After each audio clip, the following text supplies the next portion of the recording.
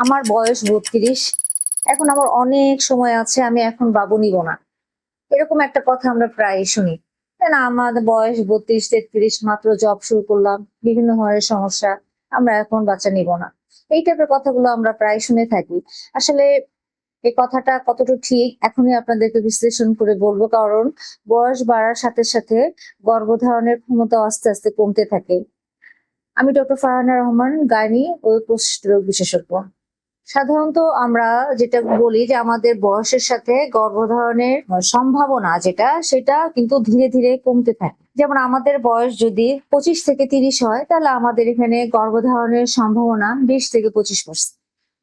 আমাদের যদি বয়স 30 থেকে 35 হয়, তাহলে গর্ভধারণের সম্ভাবনা শতকরা 15% কমতে থাকে।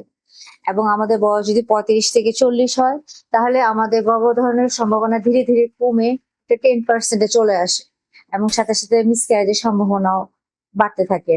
তাহলে বয়স বাড়ার সাথে সাথে আমাদের যেমন আমাদের ডিম্বাণুর যে গুণগত মান, সেই গুণগত মানের পরিমাণটাও আস্তে আস্তে কমতে থাকে, এবং নানা ধরনের ক্রোমোজোমাল অ্যাবনরমালিটি বা ক্রোমোজোমাল ডিফেক্ট এই টাইপের সম্ভাবনা মানে বাড়তে থাকে। যত বয়স বাড়বে এই প্রবলেমগুলো ধীরে ধীরে ধীরে বাড়বে। মনে করি এই সমস্যা শেষ করে বেবি নিব, ওই সমস্যা শেষ করে বেবি নিব, সমস্যা আসলে সমাধান হয় না, একটা না একটা চলেই আসে। সমস্যা যেন আমাদের প্রেক্ষাপটে দাঁড়িয়েই থাকে, আমার এই সমস্যাটা সমাধান হওয়ার পরে আরেকটা সমস্যা আমাদের দাঁড়ায় থাকে।